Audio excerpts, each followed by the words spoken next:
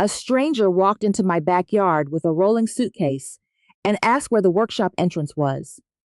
He said he had booked the weekend there. I looked past him at the oak door. Walter built with his own hands in 1997. There was a light on inside. I had not been in that workshop in months, and I knew for certain I had not left anything on. I told the man he had the wrong address. He apologized, checked his phone, apologized again, and walked back the way he came.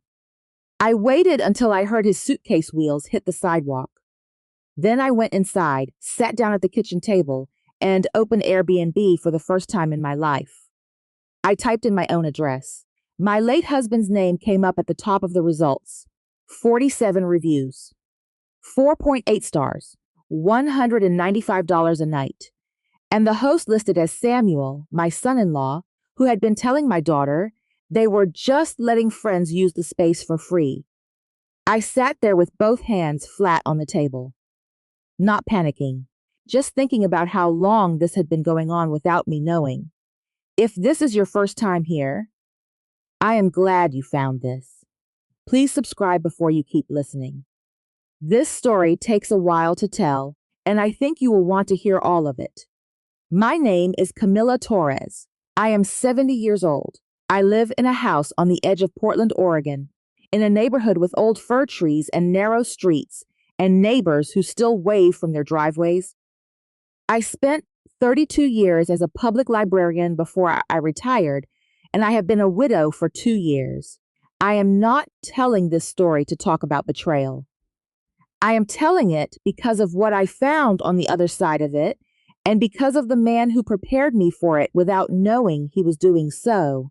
Walter Torres was a retired engineer who never stopped working with his hands. When he left his job, he did not slow down. He just redirected. In 1997, he built a workshop behind our house from reclaimed wood, lumber salvaged from a demolished school gymnasium 2 towns over. It took him 8 months of weekends, sometimes alone until well past dark. Some nights I would look out the kitchen window at 11 o'clock, and the light would still be on. I started bringing coffee out and sitting on a wooden stool near the door, reading while he worked. The smell of sawdust and machine oil over time became one of the most comforting smells I knew. Is there a smell that still takes you back to someone? For me, it is that one. He made the table Lily and Samuel used at their wedding reception in that workshop. He made the long bookshelf in my study. He made a small oak box, fitted and smooth, that holds the ashes of the cat we had for 19 years. Every corner of that space has the shape of his thinking in it. Walter was diagnosed with pancreatic cancer in March, 2 years ago. He was gone by August. They told us in March, and I kept thinking I would have time to get ready for it somehow. Then I understood that was not how it works. You just sit beside the person, and then one day you are sitting beside an empty chair instead. After he died, Samuel started coming around more. He would visit the workshop, ask about the tools, pick things up and set them back carefully. I thought he was trying to stay connected to Walter the way some people reach for objects when they do not know what else to do with their sadness. One afternoon, he offered to clean and organize the workshop for me since I was not using it much. He said he wanted to make sure the tools stayed in good condition. I told him thank you, but no, I was not ready for anyone else to touch those things. He nodded and said he understood, but as we walked back to the house, I noticed his eyes had not moved from the row of hand planes hanging along the far wall. I noticed it. I did not say anything. I filed it somewhere in the back of my mind and left it there. I thought Samuel respected what Walter had built. That Friday afternoon, I began to understand I had been wrong about that from the beginning. I sat at the table for a while before I actually went through the listing properly. I had seen the number at the top when I first searched, 47 reviews, $195 a night, but I had not read anything yet. So I went back and scrolled from the beginning. Every chisel, every marking gauge, the cabinet along the east wall where Walter kept his finishing supplies, The tall lumber rack, photographed empty, made to look architectural. Whoever took these photos had spent real time in that room. They knew which angles were worth something. The reviews loaded below. One guest wrote it felt like stepping back in time. Another said the tools on the wall were incredible and that she slept better than she had in years. A third thanked the host, Samuel, for being so easy to communicate with host. Samuel, I set the phone face down on the table and looked out the window toward the workshop. The light was off now. The young man with the suitcase was long gone. The workshop just sat there the way it always had. I did the math in my head. 47 reviews, 2 nights average, $195. Somewhere just over $18,000, and that was the floor. Some stays were probably longer. I could not sleep that night. I got up a little after 2 in the morning, put the kettle on, and sat back down at the table. The kitchen was dark except for the small light above the stove, the one we always kept on. I opened the listing again and read every review from the beginning. I was on the 14th or 15th when I found it. A guest from 7 months ago. She wrote that the host had mentioned the tools belonged to his late father-in-law, a master craftsman, and that knowing that history made the whole stay feel more meaningful. I read that sentence again. Then a third time. I remember just sitting there with my tea gone cold, the screen dark in my hands. Samuel had told Walter's story to paying guests.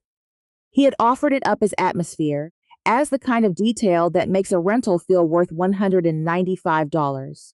Late father-in-law, master craftsman, Walter, who spent 40 years collecting those tools and 28 years using them to make things for people he loved, had become a line of listing copy.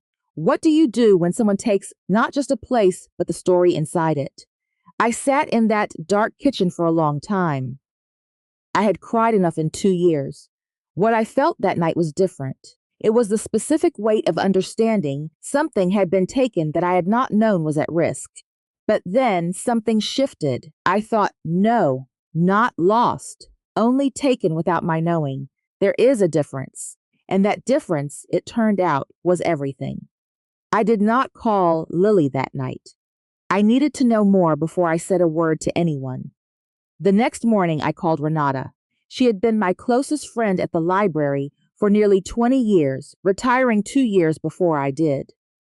She kept her receipts, remembered where she parked, and had opinions about spreadsheet formatting. I just told her I needed help understanding something on a computer. She was at my kitchen table by 9:30 with her reading glasses already on. She asked for the laptop, created a guest account, and pulled up the listing the way a stranger booking a weekend would see it. The public calendar was right there, visible to anyone. We counted backward together, 11 months. Nearly every weekend filled, some midweek bookings too. Renata opened a spreadsheet and started entering numbers, while I sat beside her with a legal pad. After about 20 minutes, she looked up and said, conservative estimate, somewhere between $38,000 and $43,000. I wrote that down plain the way I used to write catalog notes at the library. No decoration then, she found some things I had missed. Several photos showed items that were not Walter's. A small vintage lamp on the corner of the workbench. A folded wool blanket over the old stool. A low bookshelf along the south wall I had never seen before. Samuel had added things, photographed them alongside Walter's tools, as if they had always been there, as if they were part of the same story. He had not just rented the space. He had dressed it and sold it. Would you have seen that detail? Or would it have taken a second pair of eyes? I printed everything. Screenshots, the booking calendar, the reviews, the listing description. I put the pages in a manila folder and wrote the date on the tab. The following week, I called Martin Ochoa. He had been a friend of Walter's through the old neighborhood association. Real estate attorney now, semi-retired, office near the library where I used to work. I brought the folder and let him read through it without saying anything. He looked up and told me plainly. The workshop sat within the boundaries of property titled in my name. Samuel had no legal standing to rent it, not without written consent he had never asked for.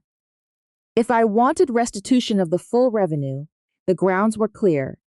I told him I wanted to wait one more week before taking any action. He asked why. I told him I wanted Lily there when it happened. Not to punish her, because she deserved to hear it from me, not from a letter or a stranger. That weekend, I texted Lily and invited them both to dinner on Saturday. I said I was testing my grandmother's enchilada recipe and wanted company. She wrote back within 10 minutes. I spent Saturday afternoon cooking a real meal. Enchiladas with red sauce, a green salad, fresh limeade. I set the table with the cloth Walter's mother had sent from Oaxaca years ago, the one with the yellow embroidery.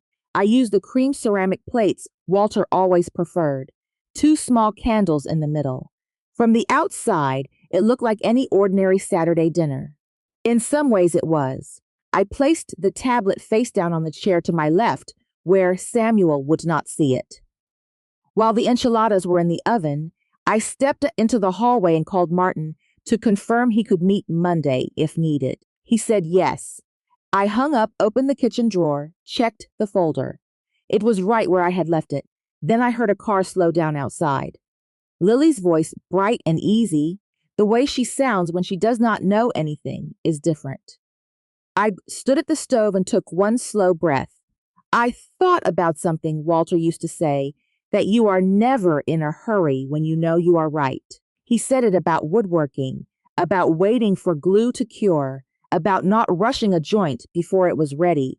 Samuel came through the kitchen doorway and asked if he could help. I smiled and said everything was already done. He poured himself a glass of limeade, settled into his chair, checked his phone. He looked completely relaxed. He had no reason not to be. We ate dinner. It was a good meal. We talked about ordinary things. I have spent my whole life being present in a room while my mind was somewhere else entirely. The library taught me that. When the plates were mostly empty, I reached to my left and picked up the tablet. I set it on the table and turned the screen toward Lily and Samuel. The listing loaded. Walter's workbench, the jack plane, the wood shavings, 47 reviews, $195 a night. I scrolled slowly through the photos. Then I scrolled to the reviews and stopped at the one from 7 months ago, and I set the tablet flat so both of them could read it. The host mentioned the tools belonged to his late father-in-law, a master craftsman, knowing that history made the whole experience feel truly special. Lily read it. I watched her face. She read it again. Then she turned and looked at her husband and said his name. Just his name. The way you say someone's name when the question is too large for words. Samuel started talking. He said he had not thought anyone was using the workshop. He said he had planned to mention it. He said he was going to return the money. Lily cut him off before he finished the third sentence. She told him, very steadily, that he had said they were letting friends use the space occasionally. No money involved. That is exactly what he had told her. She named a specific conversation and said the date. Samuel stopped talking. Lily turned toward me. Her eyes were red at the edges. She was not angry at me. I could see that. She was looking at me the way you look at someone when you have just understood you were both standing in the same place without knowing it. She had been told a smaller, cleaner version of this story, one where no money changed hands. Samuel had used her trust the same way he used mine, just from a different direction. I reached beside me and placed the printed folder on the table. I walked him through it page by page. 11 months of bookings, the revenue, calculated 2 different ways, Martin's name and title, the legal standing of the property. Samuel said the numbers were off. He mentioned maintenance costs. He said he had assumed it was fine because I was not using the space.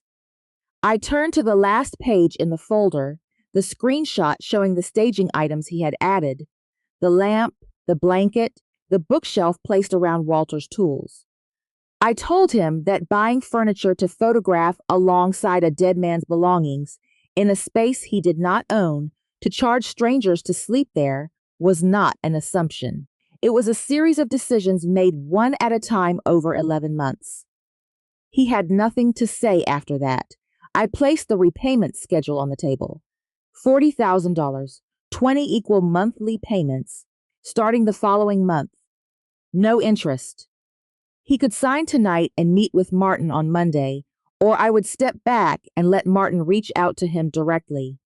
Lily sat with her hands in her lap and did not look at him. Samuel picked up the pen and signed. I collected the papers, folded them into the folder, and set it beside my chair. Then I stood up and started clearing the dinner plates. Stacked them the way I always do, carried them to the sink, ran the water. No one spoke. The sound of water and plates was the only sound in the room. Funny how ordinary that moment felt. Clearing dishes after one of the harder conversations of my life. What I had not mentioned was that I had already reported the listing to Airbnb 3 days earlier, flagging it for property violations. The account would be closed within 48 hours. The 47 reviews, the photos of Walter's tools, all of it would be gone. It did not need to be part of the dinner conversation. They left before 9. I locked the door, turned off the porch light, and went to bed. What happened between Lily and Samuel in the weeks after was not something I arranged or tracked. I know she started going back through their finances, month by month, asking questions he had not expected to answer. That process belonged to them. I did not call to check on it. What Samuel faced from his own wife came directly from what he had chosen to do. I only stopped standing in the way of it. The week after the dinner, I cleaned the workshop by myself. Started with the drawers and worked outward. Wiped down every hand plane and hung each one back where Walter kept it, in size order, handles to the right. Returned every chisel to its slot in the wooden roll he had sewn himself. Found the lamp Samuel brought in and put it in a box by the back door with the blanket and the bookshelf. I left the box there. It was gone the next morning. When the workshop was back to itself, I stood in the middle of it for a while. I was not sure yet what I wanted to do with the space, but I knew I did not want it to sit empty again. A few days later, I called the community center 2 neighborhoods over. I asked if they had need for a workspace. The woman I spoke with said they had been looking for exactly that for months. The following month, I began teaching a free bookbinding class in Walter's workshop every Wednesday morning, open to women 55 and older. The technique came directly from the repair work I had done at the library for 32 years, resewing old signatures, replacing worn covers, reinforcing hinges on books that had been read nearly to pieces. Practical and slow, which suited the group well. 7 women came to the first session. By the 3rd Wednesday, there were 14 at the table. Last week, I stood near the door watching them work, heads bent over their materials, pulling thread through with careful hands, a few of them muttering quietly when a stitch did not go the way they wanted. I thought about Walter. I thought about how he used to stand in this same room and look at something he was building and make small adjustments without rushing. I think he would have found this perfectly reasonable. A room full of women being careful and taking their time. My name is Camila Torres. I am 70 years old, and when I walk into that workshop now, I do not brace for anything. I just walk in. It is a room again. It is my room. If you have ever had something taken from you that you thought you had already lost, I would love to know how you found your way to back it. Leave it in the comments. And if this story stayed with you, there is another one waiting for you next.